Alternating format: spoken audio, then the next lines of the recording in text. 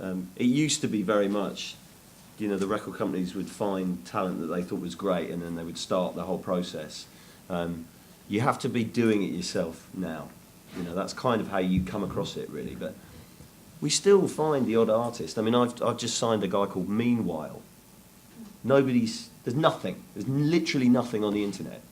And don't Google Meanwhile, because you'll find a whole lot of rubbish, you know. But so he's an example of, we're literally going to start from zero, because he's got these amazing songs and this amazing voice, and he's got a great vision for what he wants to do. In the band world these days, it feels like you need to go out there and cut your chops. You know, you need to prove to people that you're brilliant. And 9 out of 10 bands aren't brilliant immediately. You know, Elbow took a long time to get really brilliant. Do you know what I mean? And it's the whole part of just keeping going. You know, and if you start to learn, the Maccabees are a great example of that. Like, every time they played a gig, they got a little bit better, a little bit better, a little bit better. And here we are, 7 years down the road, and people are going, oh my God, it's amazing, you know. But it's a lot of hard work. So I think from the numbers and stuff like that, there are people who do approach it like that. And it can be quite productive, because, you know, you go, okay, America's always worked like that. They watch radio stations, local radio stations, and they go, oh, they're getting a few plays here. And then people start phoning up going, what's that song?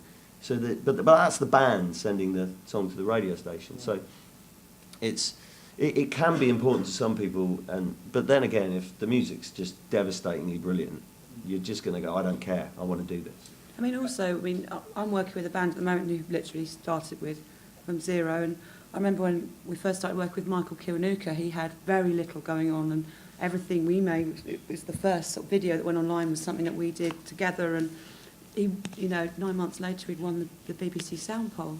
So I mean, it just depends. Like, I think it's about the artist. The artist has to want to be engaged with that stuff. If you're an artist and you don't want to tweet and you don't want to do Facebook, it's difficult to start from zero. I think you just have to be proactive, and we're just there to help. At whatever level they come into us at, we're there to kind of put all that stuff around them if they need it. But I think the artist wants to talk to fans and build their own community around them. I think maybe 10, 15 years ago, there are artists that wouldn't ever do that, and that air of mystery was part of what made them appealing. But I don't think genuinely now you could get away with it and not do anything. Yeah, you need a presence, don't you? You know, it's no different to, you know, having the right band together. It's like, you know. I can say this with complete confidence because I've seen Jim in this mode.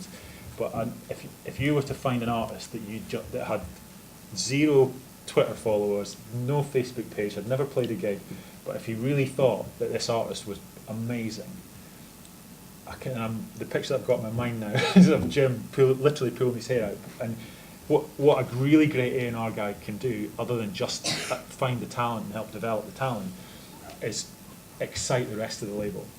So nobody else on the floor or the building might know about this act, but Jim will go around and he'll convince people that it's the right thing to do in such a way that you can't help but get swept along with it, and largely because his choices are really good.